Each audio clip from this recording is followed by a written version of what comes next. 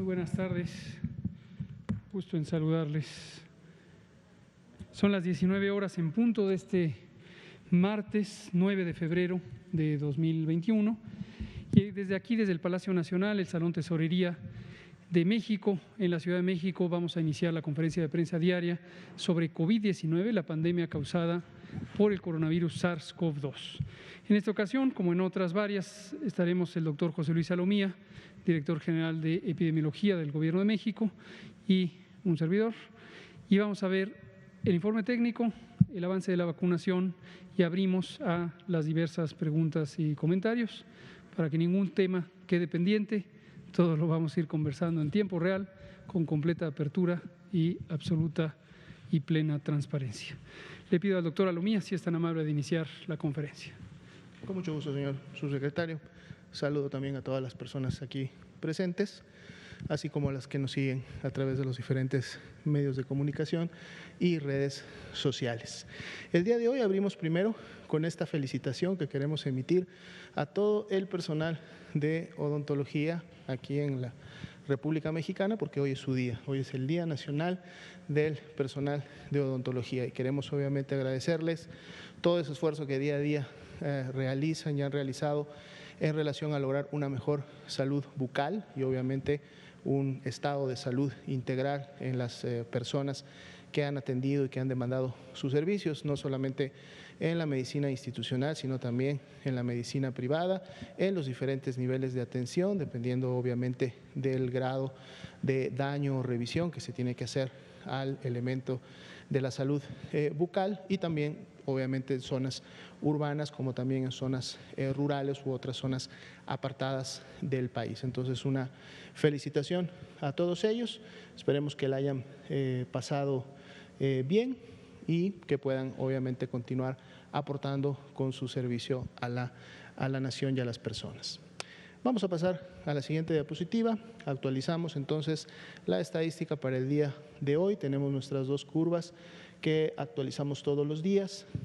Hoy día representamos y distribuimos por semana epidemiológica en la curva de color azul a las 2.142.274 personas que estimamos son ya casos confirmados de COVID en base al sistema informático que es el CISBER, en el cual reportan, como todos sabemos, las 32 entidades federativas. Y el elemento que continuamos resaltando al corte de hoy es este descenso importante, esta tendencia descendente que ya tenemos durante las últimas 3 semanas, de la semana 1 a la 2, de 2 a la 3 y de la 3 a la 4, en donde para la medición de las últimas 2 semanas continuamos con un descenso de 31% en relación a la semana 3 y 4.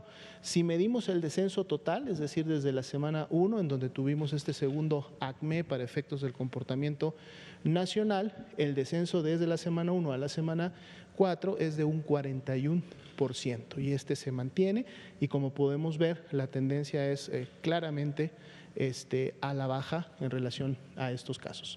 Vamos a obviamente continuar actualizando en el transcurso de la semana, ya que hasta el día sábado menos 31% puede tener todavía los ajustes correspondientes. Otro elemento importante que empezamos a notar desde el día de ayer es que la actividad epidémica más reciente, es decir, los casos activos, son el 3% o solo el 3% de la totalidad de los casos que hasta el momento se han estimado de la enfermedad, y esto también es un indicador que ha disminuido en relación a lo que veníamos observando en semanas previas, donde nos habíamos movido entre un 4 y un 6%, y ahora continuamos teniéndolo en un 3%, es decir, 66.037 personas con inicio de signos y síntomas en las últimas 2 semanas, y que inclusive, como se resaltaba esta mañana, los casos activos estimados en México son inclusive ahora menores que los esquemas completos, es decir, las personas que ya recibieron las 2 dosis de la vacuna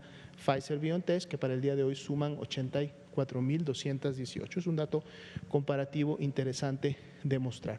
Así también continúa incrementando el número de personas recuperadas ya de COVID-19, 1.511.199 para el día de hoy, y vemos que continúa obviamente teniendo un comportamiento similar, paralelo al de los casos incidentes.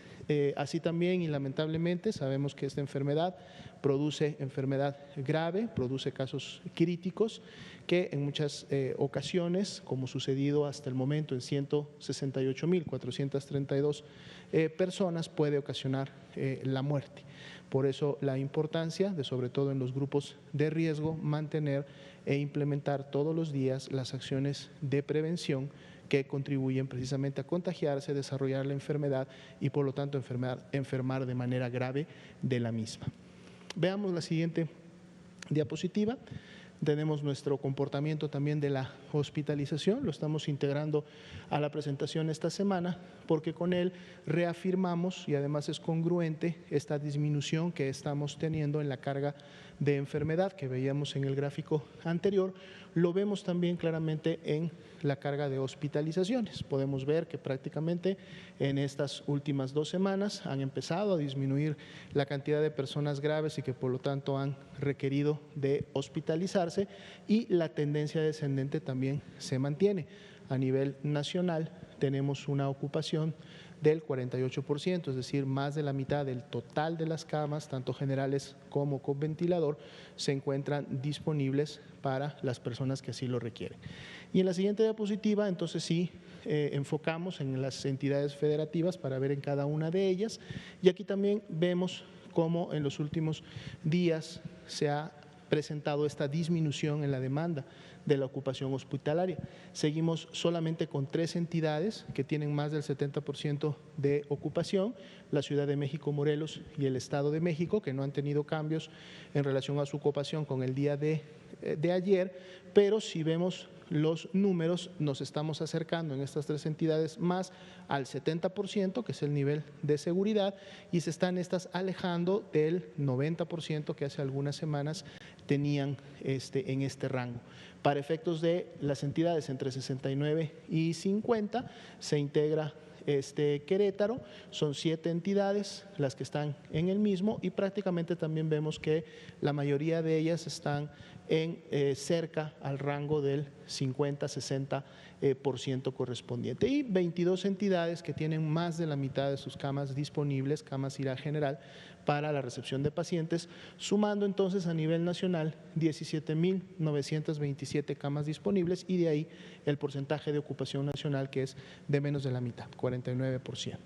Vemos la siguiente diapositiva, actualizamos específicamente camas con ventilador y aquí también vemos el impacto positivo de la disminución que estamos teniendo en la ocupación hospitalaria y qué mejor cuando esta disminución se da sobre todo en las camas críticas, es decir, de los pacientes más graves. Aquí solamente hay una entidad que sigue siendo la Ciudad de México con más del 70% de ocupación, pero veamos cómo esa ocupación está prácticamente cerca del nivel de seguridad, es de un 73%, de, si ustedes recuerdan, alrededor de un 85% que tenían hace solo 10 días atrás. Y en el caso del rango que está entre el 69 y el 50% de ocupación, tenemos también una disminución, es decir, hay 3 entidades que pasan al rango de menos del 50%, que son Oaxaca, Colima y Morelos. Y entonces solamente quedan 3 entidades en este rango, Nuevo León, Estado de México y Aguascalientes, que están obviamente en este rango, pero con una disminución de la totalidad. Y ahora sí tenemos una gran cantidad o la gran mayoría de entidades, 28 de 32, que en su momento tienen más de la mitad de sus camas con ventilador disponibles para dar este tipo de atención especializada, sumando a nivel nacional 6.215 y por lo tanto generando una ocupación del 46%. Sería la actualización de los números para esta noche. Gracias, doctora Lomía. Comentemos sobre las vacunas, Programa Nacional de Vacunación contra COVID-19 o contra el virus SARS-CoV-2 para prevenir COVID-19. Recordamos siempre el contexto, Programa Nacional, presentado el 8 de diciembre de 2020, primer país de América Latina en iniciar la vacunación, uno de los 10 primeros del mundo, 5 etapas claramente definidas. La primera, en la que estamos, personal de salud de primera línea, 11 categorías laborales, personal clínico, todos quienes trabajan en las unidades clínicas, público y privado, hospitales, consultorios, atención prehospitalaria.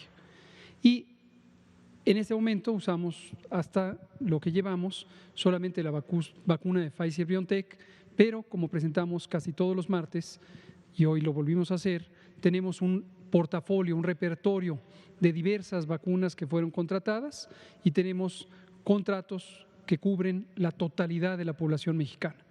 Es un programa gratuito, de cobertura universal, es un programa de gobierno, es completamente ajeno a cualquier actividad político-electoral. Debe quedar muy clara esta idea.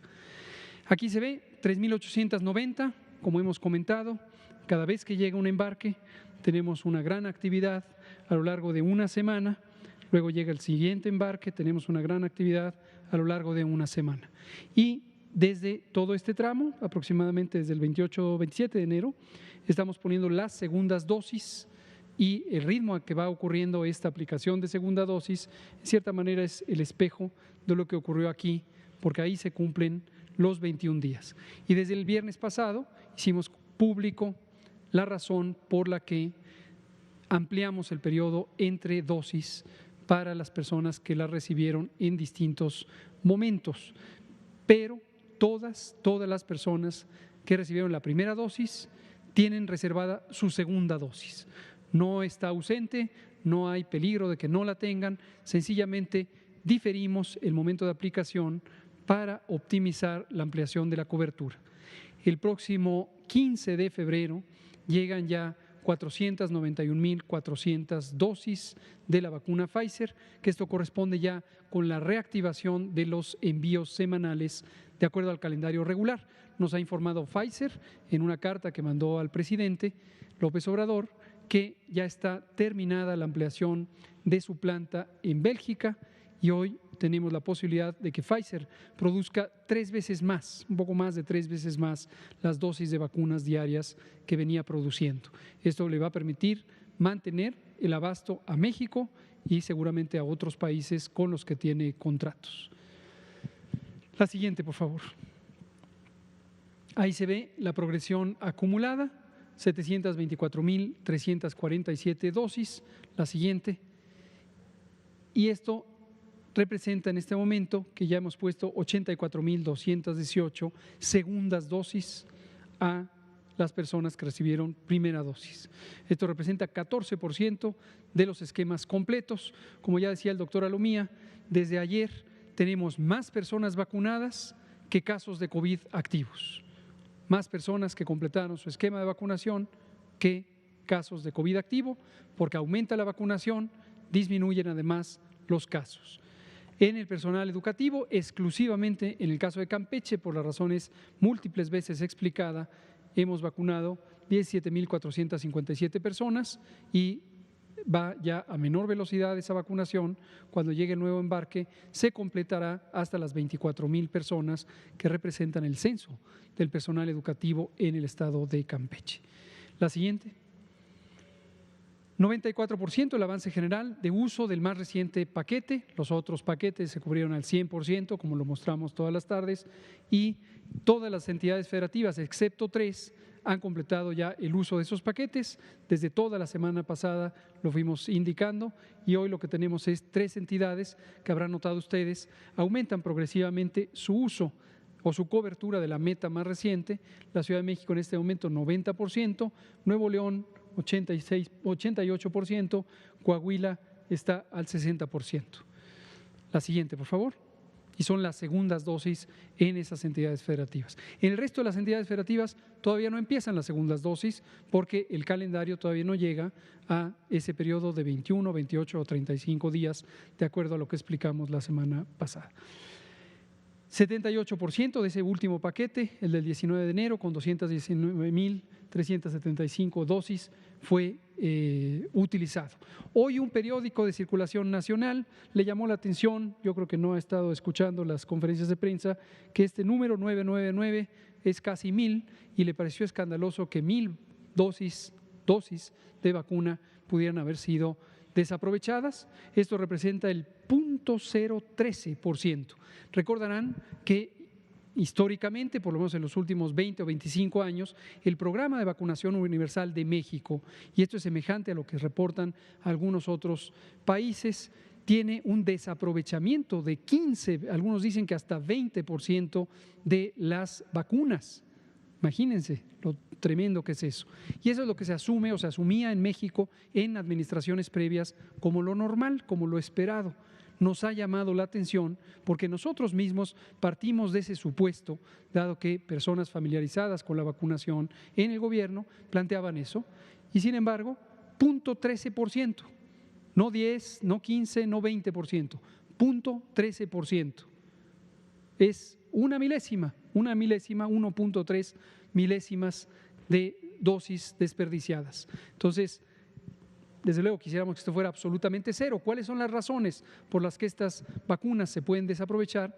Por un fenómeno que se llama espacio muerto, que es cuando con una jeringuilla se colecta un líquido, en este caso de los viales de 5 dosis, y ya no se alcanza a llenar hasta la quinta dosis.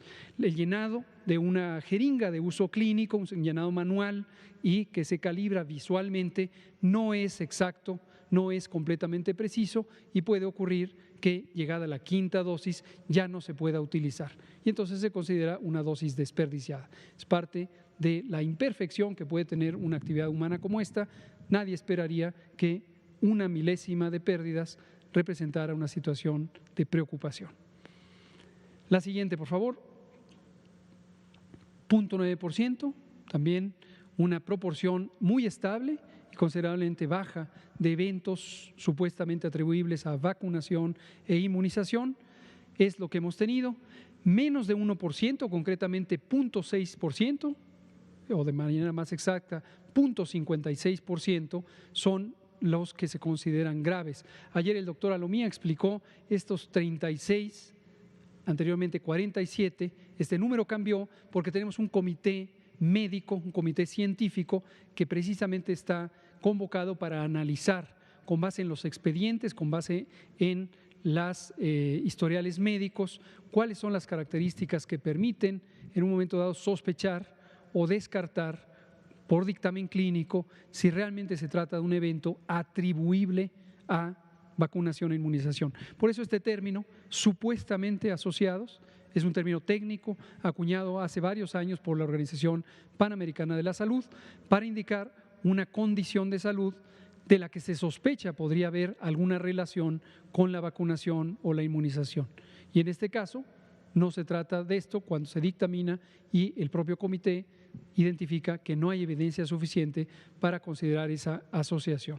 Bajó a 36, viniendo de 47. Y aquí se ve una estadística básica, la distribución de sexo, de edad, de la condición de salud, 34 personas que fueron dadas de alta, 2 que están hospitalizadas y la distribución por entidades federativas. Conforme tenemos más datos, estamos preparando una estadística un poco más amplia o informativa de las características, qué síntomas, cuánto ha sido el tiempo promedio de la hospitalización, cuál es el desenlace final, cuáles son los diagnósticos finales, cuáles son los diagnósticos de descarte. También eso, desde luego, lo vamos a informar. Esta es la última filmina. En información general, ya comentábamos esta mañana el avance en algunas de las expectativas de llegada. Recordar que tenemos varias vacunas. ¿Mande? ¿De qué? Gracias, ya lo están viendo. Si nos pone la última, efectivamente me faltó la última diapositiva. Tenemos aquí tenemos, esto es importante, en los primeros días causó inquietud el hecho, naturalmente y de manera absolutamente legítima, la expectativa de registrarse en la plataforma. Es un dato muy positivo porque refleja la disposición de la población mexicana a recibir este producto, esta vacuna que le protegerá de manera específica a cada persona vacunada, a su familia, a su comunidad y al conjunto de la población.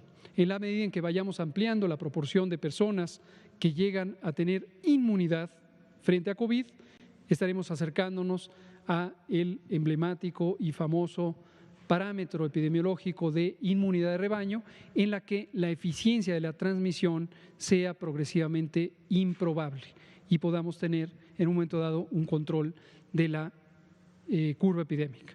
Aquí estos detalles, ya para que los revisen punto a punto, son las personas que se han ido registrando de cada entidad federativa y estos son los registros acumulados hasta el 9 de febrero, hoy, con un corte de las 17 horas. Esperamos que 14.460.750 personas mayores de 60 años van a ser vacunadas. Esto es la etapa 2. Etapa 1, personal de salud de primera línea. Etapa 2, personas adultas mayores, independientemente de cualquier otra característica de ocupación o de sitio de residencia. Idéntica prioridad, las 32 entidades federativas, idéntica prioridad. Y ahí vemos esta cifra, esta convergerá con esta, tomando en cuenta que más de 8 millones están inscritas en los padrones de los programas sociales y ya las tenemos identificadas. Y la otra mitad, casi mitad, no están identificadas previamente por algún programa social y conviene que se registren. Recordarle a las personas mayores y a sus familiares, por lo tanto a toda la población, el orden de registro en la plataforma no tiene nada que ver, no determina en modo alguno el orden en que serán vacunadas. Conviene estar registrado, definitivamente conviene, porque eso facilita la planeación logística, a qué poblado específicamente le tocan cuántas vacunas, pero todo mundo va a ser incluido, y no depende de que se registre que pueda ser incluido. Por ahí ha habido en las redes sociales, que siempre son un foro de algunas de las inquietudes de distintos segmentos de la población, que no representan definitivamente al conjunto de la población, pero representan algunos segmentos de la población. Inquietudes, por ejemplo, relacionadas con las personas que no tienen clave única del registro poblacional, personas extranjeras, nacidas en el extranjero, o personas incluso de nacionalidad mexicana que no han sido registradas. Por ejemplo, nuestros connacionales que nacieron fuera de México y regresan en algún momento a vivir aquí. También personas de las organizaciones internacionales. Hay varias personas que podrían no tener clave única del registro poblacional. No se preocupen, en primer lugar, existe la posibilidad de que procesen este trámite, la obtengan, es muy fácil. Por otro lado, independientemente de que la tengan o no la tengan, en el momento en que se va planeando ya los censos específicos para vacunar, existirá el mecanismo de registro. Otros de los escenarios que se planteaban es qué pasa con algunas personas en el medio rural que no tienen papeles, ningún papel, quizá hace muchos años eran unas condiciones distintas que les llevaron a que nunca identificaran la necesidad de tener algún documento de identificación. No se preocupen tampoco, esto se irá resolviendo operativamente. El principio es el mismo, toda persona va a tener la oportunidad de ser vacunada contra el virus SARS-CoV-2 para prevenir el COVID en México. Muchas gracias. Vamos a abrir. Juan Hernández, Periódico Basta, Grupo Cantón, Natalia Vitelia, y ahí nos vamos uno por uno. Buenas noches. Sean dos preguntas y una sugerencia. Primero voy a empezar con la sugerencia. Bueno, ahorita que está usted mencionando precisamente, doctor, lo de la vacuna, no sé si sería bueno que pudiera aquí traer o puedan traernos aquí un prototipo de precisamente de estas dosis o de esto a ver si no sé si entendí mal, de cómo están haciendo el manejo precisamente de la vacuna. Porque yo lo que estoy entendiendo es que es un recipiente en donde están extrayendo la dosis, pero prácticamente, como usted dice, es a ojo de buen cubero, ¿no?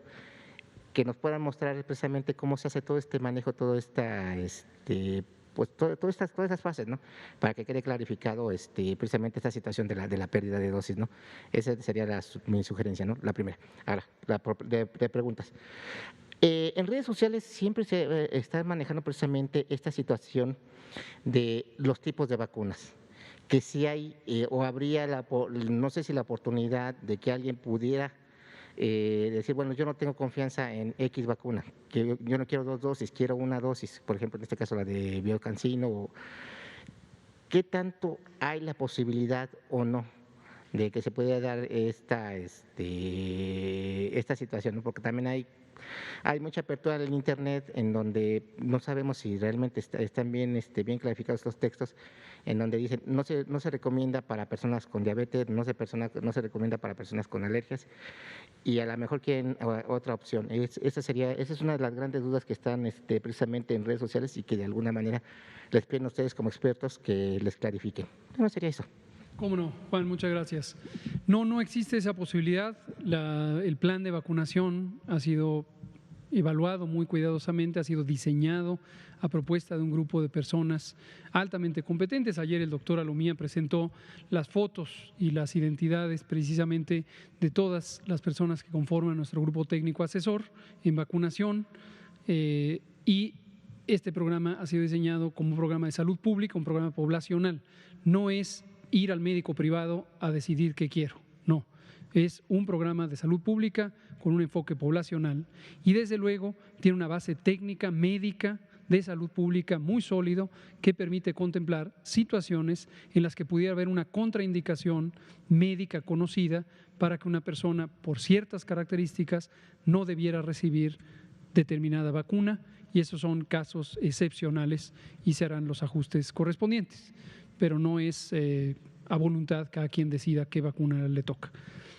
Respecto a cómo se funciona, no hay tal ojo de buen cubero, es un procedimiento clínico convencional que se usa en México y en prácticamente todo el mundo.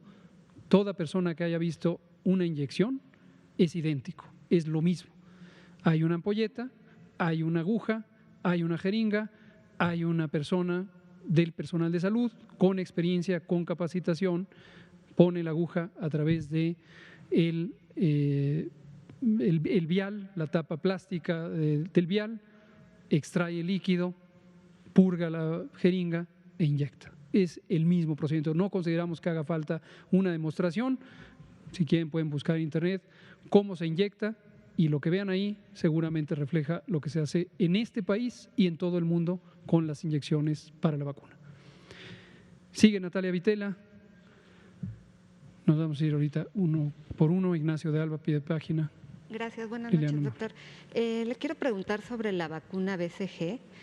Me llamó la atención hoy que comentaba usted que no hay un consenso sobre su uso y bueno, quería saber si nos puede explicar esto. O sea, en un momento dado podría salir del esquema de vacunación. No. Y sobre qué está pasando, entiendo que hay escasez a nivel mundial. Si nos puede comentar cómo está aquí la situación en México. ¿Cómo no? Y lo segundo es si nos comparte el tema del protocolo en el que participó el presidente Andrés Manuel López Obrador. ¿Cómo no? Muchas gracias. Sobre lo último, no les puedo compartir nada porque yo no estoy familiarizado con el protocolo.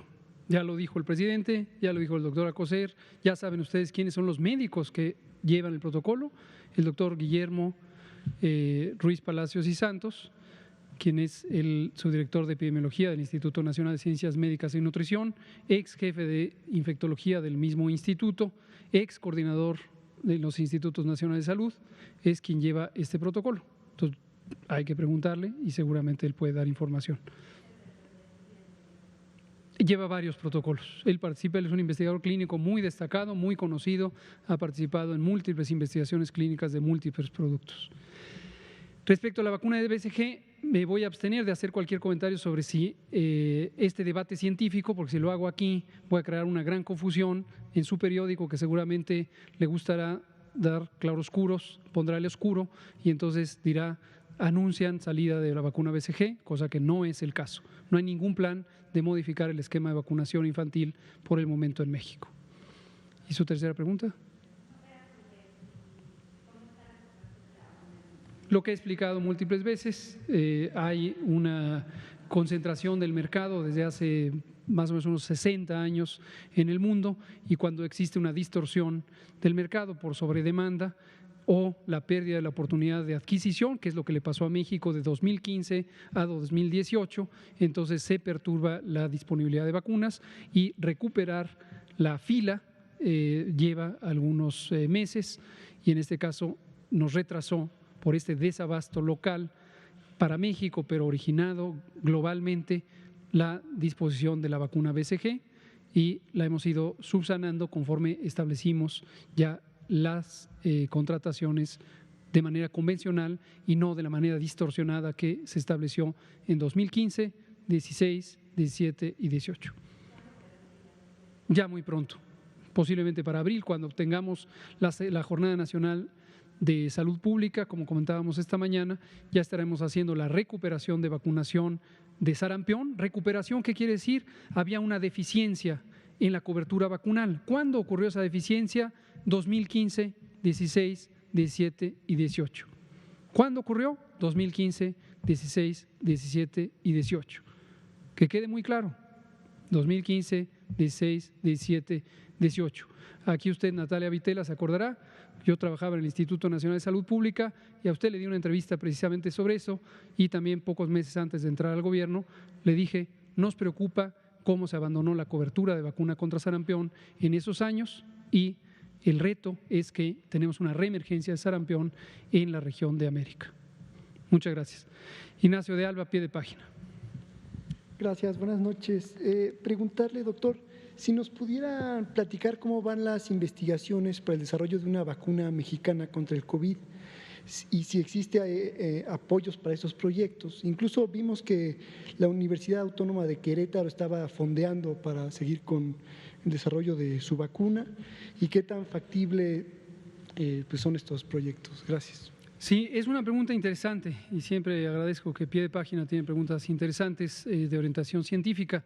Me gustaría preparar un poco de información más actualizada, no la tenemos en este momento, pero la doctora María Elena Álvarez Huilla, directora general de CONACYT, característicamente ha orientado la agenda de trabajo de CONACYT, no solamente en términos de estimular y motivar con el financiamiento proyectos de investigación en general para el descubrimiento científico, sino con una orientación de solucionar los problemas nacionales, varios de ellos en el campo de la salud. Y por eso se establecieron los programas nacionales estratégicos de salud que cubren una agenda bastante amplia, pero claramente identificada de cuáles son los problemas prioritarios. Esto se hace en colaboración, desde luego, con la Secretaría de Salud. Y la capacidad científica en México yo creo que es digna de reconocimiento. Nuestra comunidad científica en varios campos, pero el que conozco son las ciencias de la salud, tiene destacadísimos profesionales en múltiples universidades, mayormente son universidades públicas, aunque no hay que tener ningún prejuicio en contra de las privadas, que también tengan esas capacidades. Y efectivamente la Universidad Autónoma de Querétaro comentó al inicio de la epidemia que estaba trabajando en algunos proyectos que podrían llegar al desarrollo de la vacuna y sería interesante, vamos a buscar la actualización sobre cuál es el estado de esta y otras iniciativas que tiene México al respecto. Muchas gracias. Liliana Noble, Pulso Saludable. Gracias. Buenas noches, Liliana Noble de Pulso Saludable. Doctor Gatell, ahora que mencionaba el doctor Alomía sobre el saludo para felicitar a todos los odontólogos, la pregunta es de ellos. ¿Qué pasa? ¿En qué momento del plan de vacunación están considerados no solamente los odontólogos en la medicina pública, sino también en la privada? Y tengo otras dos preguntas. Están considerados desde el principio en estas 11 categorías laborales de las que hemos hablado, incluye personal de odontología. En las unidades COVID es personal que está directamente expuesto a una mayor probabilidad de contagiarse por COVID-19. Desde luego en sus prácticas clínicas, públicas o privadas, aún fuera de las unidades COVID, por la naturaleza de su trabajo puede tener una exposición también relevante. Y por eso hemos considerado personal de primera línea, aquellas personas que están en las unidades COVID, y también personal de salud en general. Y ahora que ampliemos la cobertura, también va a incluir al personal de salud en general. Doctor, en el caso de los médicos odontólogos privados, ¿ellos cómo se van a poder registrar? Porque veía que el Colegio de México empezó a apoyar esta iniciativa de registro a los médicos privados, especialmente de estos hospitales muy importantes en Ciudad de México, pero en el caso de ellos, no sé, el que se me ocurre, el que tiene su consultorio y no pertenece a ninguna institución, ¿él cómo le hace? No hay un mecanismo específico en tanto su profesión y ahí también hemos comentado en múltiples ocasiones, hay múltiples profesiones que tienen una exposición interpersonal mayor a lo que ocurriría, vamos a decir, en el promedio general de la vida de cualquier persona.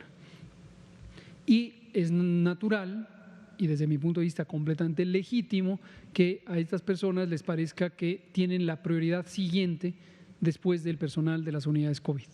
Pero no solamente es el personal de salud, médicos, ciertos tipos de profesionales de la salud. Algunos tienen contactos muy estrechos cara a cara.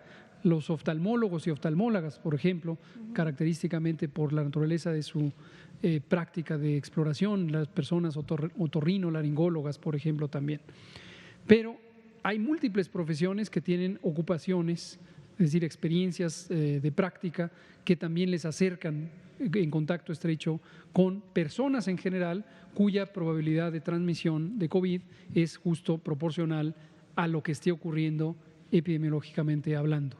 Entonces, en un momento dado, el identificar a las personas por la profesión deja de tener un sentido práctico, aun cuando pueda resultar eso frustrante para cada quien que se autoidentifica como el siguiente en la línea de prioridad, porque resulta que pueden ser comparables.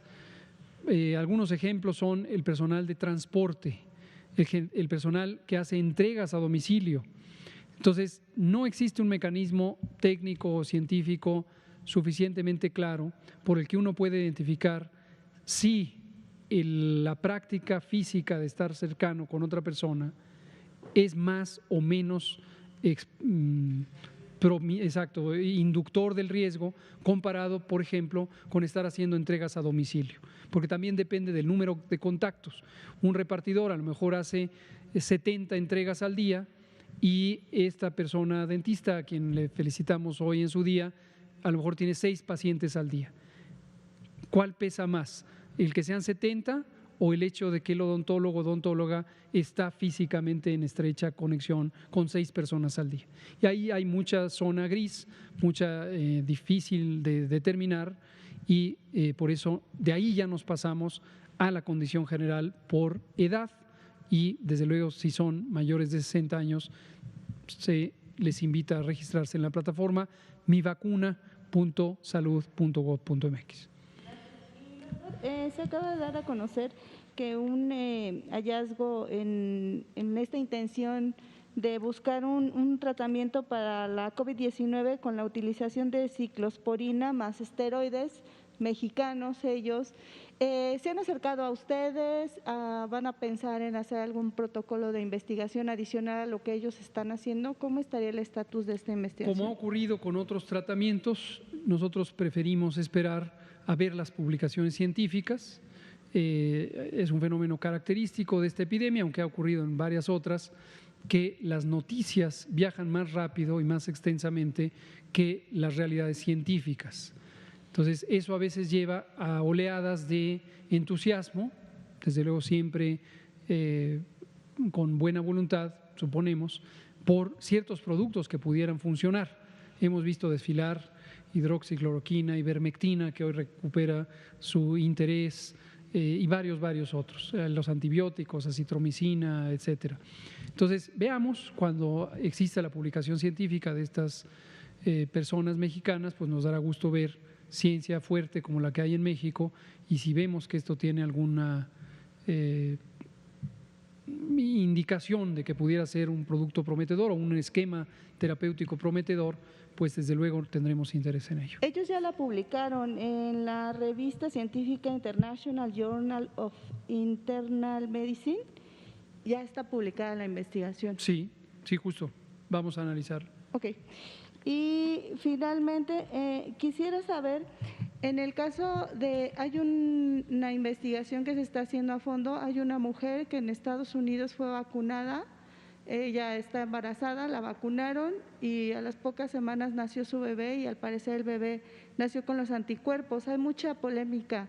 ¿Qué pasa al respecto? Porque hasta donde tenemos conocimiento no se deben de vacunar a las mujeres embarazadas porque no están consideradas en los protocolos de investigación. Gracias. Dadas las características técnicas o tecnológicas de las vacunas, que no se tratan de vacunas de virus vivos, sino de ácidos nucleicos, subunidades proteicas o subunidades proteicas envueltas en vectores de virus atenuados, diferentes al SARS-CoV-2, no existe una preocupación trascendente, grande, importante respecto a la posible contraindicación de vacunar mujeres embarazadas. O sea, no se trata de una contraindicación ya reconocida. Se trata de un estado de desarrollo del conocimiento en el que todavía no existe evidencia directa proveniente de los ensayos clínicos fase 3 del uso en mujeres embarazadas para determinar la seguridad específica en estas personas y la eficacia. El embarazo es una condición natural, fisiológica, que modifica la eficiencia del sistema inmune. Existen varios mecanismos muy complejos, muy interesantes, por los que durante el embarazo se atenúa la eficiencia de la respuesta inmune, se baja la capacidad del sistema inmune y puede haber susceptibilidad a las infecciones o a la manifestación de enfermedades asociadas con infecciones.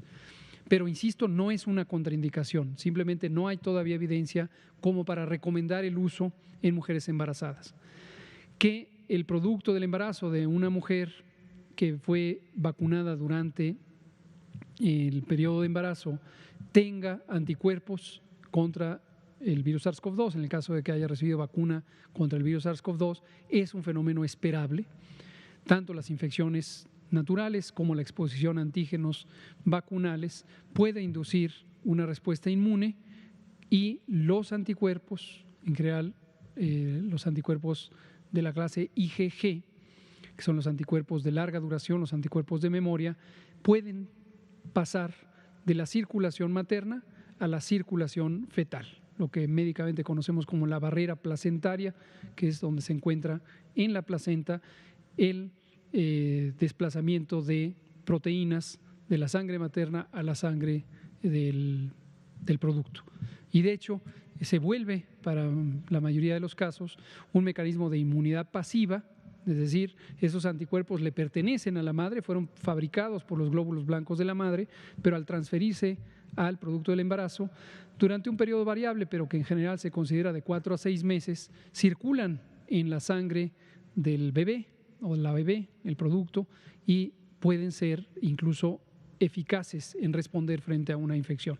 Luego se agotan rápidamente y como no proceden del propio niño o niña, entonces ya no se mantiene la respuesta inmune. Gracias. Otilia Carvajal, Diario La Razón. Buenas noches, subsecretaria doctora Lomía. Preguntarle sobre el examen nacional de residencias médicas. Hay al menos 1,000 médicos que aprobaron el examen, pero aún no tienen un lugar garantizado en el país. La única opción que ellos dicen que tienen es tomar una plaza en Cuba, con quien el gobierno suscribió un convenio con una beca de CONACYT, o perder su lugar y hacer el examen otra vez. Ya han enviado varios escritos y de hecho hace un rato se manifestaron afuera de Palacio Nacional. Preguntarle, ¿se va a ampliar el número de plazas en México o tendrían que perder su lugar y hacer otra vez el examen? Gracias. Tendrían que seguir las reglas con las que funciona el programa de residencias médicas, como todos los años.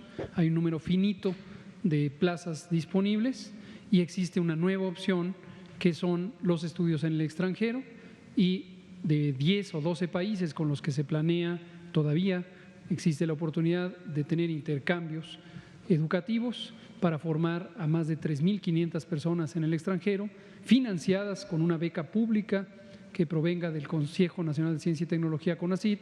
Desafortunadamente, durante COVID, durante la epidemia, en 2020, no se lograron concretar esas plazas, no tanto por falta de capacidad o de voluntad del gobierno mexicano, sino porque los propios países están ocupados en este momento con la respuesta a la epidemia también. Entonces, prefirieron decir, esperemos, en este momento no lo podemos concretar. Y esto es lo que hay. Si estas personas quisieran tomar las plazas disponibles en la República de Cuba, pues sería magnífico si es que esto les convence, pero son libres de declinar y si quieren estudiar una especialidad médica en México, el próximo año pueden, desde luego, volver a concursar en el examen. Bueno, la inconformidad es que estudiar en el extranjero no fue opcional, sino que fue las plazas que quedaron. Y también dicen que si aplican otra vez el examen no les garantiza un lugar en México o aprobarlo. Si tienen un desempeño que no es desde luego satisfactorio, pues no. Si tienen un buen desempeño, pues sí. Gracias. Miguel, por favor. Muchas gracias, doctor. Buenas noches, doctor Alomía, y un saludo al presidente Andrés Manuel López Obrador. Yo traigo 3 puntos. El primero sería, con este tema del cubrebocas, ¿no sería posible que pudiéramos hacer algún tipo de demostración mediante videos o demostración científica con respecto al funcionamiento del cubrebocas? Ahorita está está hecho tendencia este tema del cubrebocas por las declaraciones del presidente López Obrador el día de ayer. Sin embargo, por ejemplo, yo les puedo comentar, hace años trabajé mucho pintando con aerosol, con compresor, cortando madera también, dedicándome un poquito a la carpintería, y me pude dar cuenta que el cubrebocas simple, el KN y muchos otros no servían para poder limitar el que uno pudiera respirar ciertas partículas de pintura o de madera, dado que son más grandes todavía las moléculas que un virus. Pues este tipo de cubrebocas no iba a evitar en ningún momento que se pueda respirar un virus, si se puede respirar en este caso, por ejemplo, pintura o gases, ¿no? Entonces, hice un video en mi canal demostrando la efectividad del cubrebocas simple, y pues es de una manera muy sencilla poder demostrar que solamente podría funcionar si uno está contagiado y ya no expande los virus a la hora de hablar, ¿no? O a la hora de respirar. Pero si se trata de querer evitar la respiración del virus, es completamente imposible. ¿No se podría trabajar una campaña así de demostración o videos de experimentos en donde el cubrebocas no funciona en ese aspecto? Prácticamente se califica a la persona así como que te enfermaste porque no usas cubrebocas, y debería de ser te enfermaste porque alguien te contagió, ¿no? Esa sería mi primera pregunta, y traigo otros 2 Gracias. puntos. Adelante, si que vamos con las Sí, siguientes. ok. Cierta empresa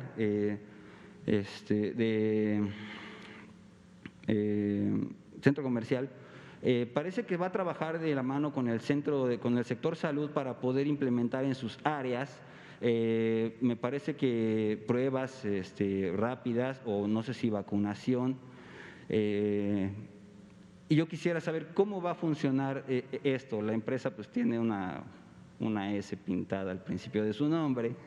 Entonces, no sé, va a estar esto controlado por el sector salud. ¿Cuál va a ser la tarea específica de esto? Y a eso va mi siguiente punto, que no sé si les haga falta de alguna manera lugares para poder aplicar este tipo de procedimientos al sector salud, necesitan apoyo de la ciudadanía. Cerca en el perímetro de mi colonia hay una tienda de estas, me pude dar cuenta de esta infraestructura que estaban construyendo, y tenemos 2 módulos vecinales de estos que se dedicaban como a mantener seguridad, pero fueron puestos a disposición de los vecinos. Entonces quisiera saber si necesitaban algún lugar cerca de la colonia o iban a necesitar este tipo de infraestructuras locales, pues si podíamos ponerlos a disposición de ustedes, y cuál sería el procedimiento. No sé, escribiremos una carta al sector salud o por medio de esto, no sé cómo podría ser. Sería todo. Muchas gracias, Miguel. Sobre lo primero del cubrebocas, ya se ha hablado mucho del cubrebocas, no tenemos la impresión de que haga falta debatir más. Si me pudieran poner la página coronavirus.gov.mx. Desde hace un año prácticamente, y todo el año, hemos mantenido y actualizado la información técnica sobre el cubrebocas, cuál es su uso, cuál es su posibilidad de contribuir a disminuir la transmisión poblacional del virus, y las recomendaciones generales. Estas coinciden con las recomendaciones de la Organización Mundial de la Salud, de la Organización Panamericana de la Salud, de los Centros de Control de Enfermedades de Estados Unidos, de los Centros de Control de Enfermedades de Europa, de la Agencia de Salud Pública de Canadá y otras varias que técnicamente sabemos cuál es la evidencia que existe sobre el cubrebocas, su capacidad y sus limitaciones. Ahorita vamos a ver, para recordatorio de todas y todos, la página coronavirus.gov.mx y la sección correspondiente donde hay información sobre las distintas medidas preventivas. Eso sobre cubrebocas, ahorita vemos la página.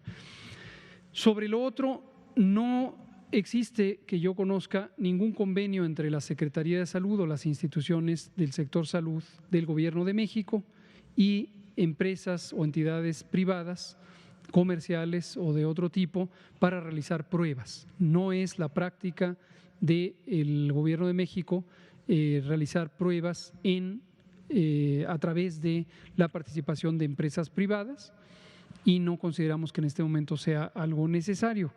Si hay una, me dice usted, una tienda o un comercio, una cadena de tiendas de autoservicio, según entendí, que está ofreciendo pruebas rápidas, sepa que no tiene nada que ver con una acción del Gobierno de México. Podría ser que a nivel local los gobiernos de las entidades federativas, cualquiera de los 32, haya identificado que necesita ese apoyo y que pudiera haberse acercado con tiendas departamentales o cualquier otra. No hay, desde luego, tampoco ninguna prohibición al respecto y es responsabilidad de los gobiernos estatales las decisiones que tomen a ese respecto. El Gobierno de México no identifica que se necesite hacer eso por parte del Gobierno de México. Respecto a espacios físicos, tampoco necesitamos espacios físicos en el sector privado. Hay mucho espacio en el ámbito público. Hemos tenido una excelente disposición de las universidades e instituciones de educación superior, principalmente públicas, son la mayoría, que ha sido canalizada a través de la Subsecretaría de Educación Superior, que conduce el doctor Luciano Concheiro Borges, quien a su vez ha coordinado a la ANUYES, la Asociación Nacional de Universidades e Instituciones de Educación Superior, que preside Jaime Valls, y a través de ellos, de estas dos, la institución y la organización, se han articulado los esfuerzos de las comunidades universitarias. ¿Qué han ofrecido las comunidades universitarias, que son parte del Estado mexicano? Gracias. Personal vacunador voluntario, y tenemos más de 25,000 voluntarias y voluntarios ya registrados para formar parte de las brigadas Correcaminos. Primariamente se han incorporado estudiantes de los últimos ciclos de las carreras o programas educativos de ciencias de la salud y afines, medicina humana, medicina veterinaria, odontología, química, entre otras, enfermería, por supuesto, y están a disposición de participar como personal vacunador. Desde luego, en todos los casos requieren una capacitación específica y que puedan demostrar su competencia técnica para vacunar en una forma segura, y en todos los casos además serán supervisados por personal profesional ya graduado que sea personal vacunador. Segunda cosa que han ofrecido estas instituciones educativas públicas mayormente son instalaciones físicas de ultracongelación. Tenemos varios, casi más de 320 ultracongeladores. Este tipo de equipos se encuentra mayormente en laboratorios de investigación y los han puesto a disposición en condiciones muy generosas y muy amplias. Y tercero, han ofrecido los campi universitarios como centros de vacunación en los que se pueda aplicar la vacuna, tanto para el personal universitario como obviamente el resto de la comunidad externa, y que estén a disposición esos campi para la selección del operativo Correcaminos. Entonces agradecemos esa participación. Con eso y los distintos espacios públicos, por ejemplo, escuelas, plazas públicas, tenemos de sobra espacios para vacunar, y no olvidemos que el espacio primario son las instalaciones del propio sector salud, como ocurre desde hace muchos años en las jornadas intensivas del programa de vacunación. Entonces agradecemos cualquier otra oferta, pero de momento con eso tenemos suficiente. Esta es la página coronavirus.gov.mx, es el repositorio único de información de divulgación sobre coronavirus en México. Vamos a aprovechar que tenemos unos minutos para recordar esta página. Este portal único lo establecimos como único para que no hubiera dificultad de encontrar la información y para que todas las páginas de gobierno, todas las páginas de internet pudieran hacer referencia al mismo. Si se meten ustedes a la Secretaría de Economía, van a encontrar información sobre coronavirus, pican ahí y llegan a esta página.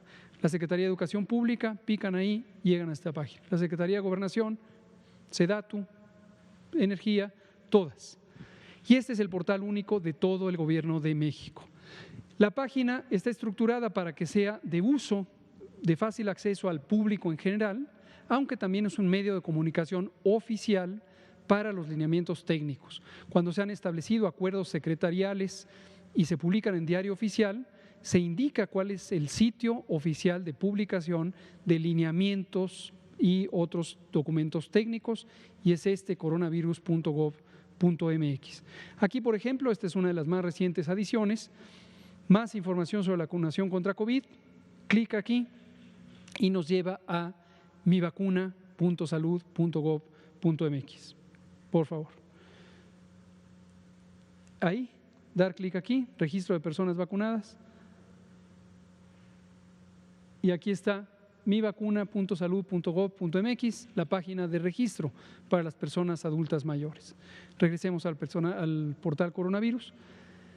Y los que les quiero mostrar ahora es todo sobre el COVID, y ahí están, si nos vamos un poquito para abajo, aquí están distintas pestañas, distintos botones, donde podemos ver información accesible, sección para niños, recomendaciones para el personal de salud, adultos mayores, los municipios de La Esperanza, el programa Contigo a la Distancia de la Secretaría de Cultura, pueblos indígenas, con la cooperación del Instituto Nacional de los Pueblos Indígenas.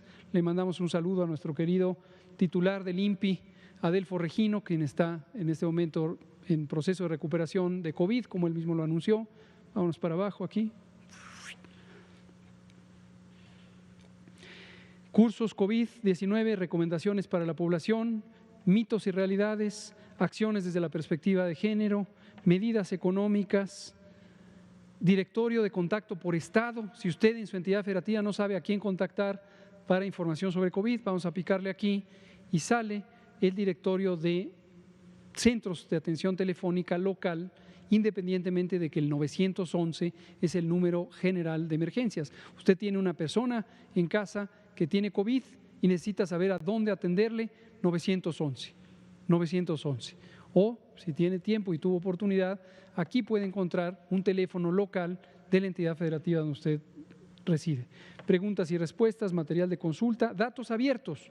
Datos abiertos. Es la primera vez en la historia de la salud pública en México que todos los datos de la estadística, de la vigilancia epidemiológica son abiertos. Aquí es donde personas con interés, capacidad, curiosidad y tiempo se han podido meter a hacer sus propios análisis y después publicar en redes sociales que algo nos faltó o algo nos sobró.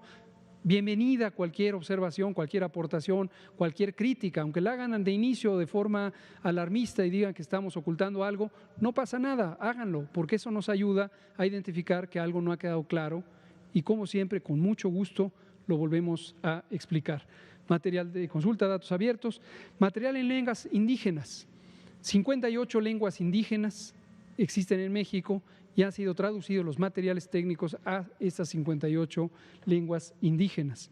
La bioética ante la pandemia de COVID-19 por parte de la Comisión Nacional de Bioética, salud mental, cuida tu salud mental, algunos sitios de interés, la OMS, la OPS, los Centros de Control de Enfermedades de Estados Unidos y los de Europa, artículos científicos, ahí hay una biblioteca de distintos artículos que consideramos que pueden ser relevantes, la campaña Todos Juntos contra el COVID, Juntos Trabajando, y transparencia proactiva con el Instituto Nacional de Acceso a la Información Gubernamental. Tenemos una alianza para tener los estándares de acceso a la información. La última vamos a poner aquí, si bajamos aquí y nos vamos a público en general, por favor, a esta pestaña aquí, allá arribita, esa, ahí, y vamos a poner medidas de prevención. Ahí, con esto terminamos, nos queda medio minuto. Las medidas de prevención generales. ¿Y dónde está el cubrebocas? Vamos a subir esto. Aquí está el lavado de manos. Vamos a subir esto. Vamos a subir esto y nos aparece cuándo debes lavarte las manos. Y aquí está su sana distancia usando un hermoso cubrebocas azul y nos explica el cubrebocas tricapa desechable, el cubrebocas de tela, por qué la importancia de que sea tricapa. Vamos a subir para aquí a Susana, con permiso Susana. Aquí está la colocación, el uso, el retiro y vamos a subir. Finalmente, cómo desecharlo, cómo lavarlo. Ahí está el cubrebocas, hay un lineamiento técnico de prevención que habla del cubrebocas. Consideramos que no hace falta estar demostrando nada. Hay gente que en redes sociales quiere compartir su perspectiva, qué bueno que la comparta. Bueno, son las 20 horas y seguimos, sigue avanzando el programa de vacunación, seguimos ampliando el repertorio de vacunas disponibles. Llegarán el próximo 15 de febrero las de Pfizer, posiblemente en esa fecha o cercana a esa fecha llegarán otras de las que hemos hablado y en cuanto lleguen serán usadas de acuerdo con el Plan Nacional. Muchas gracias.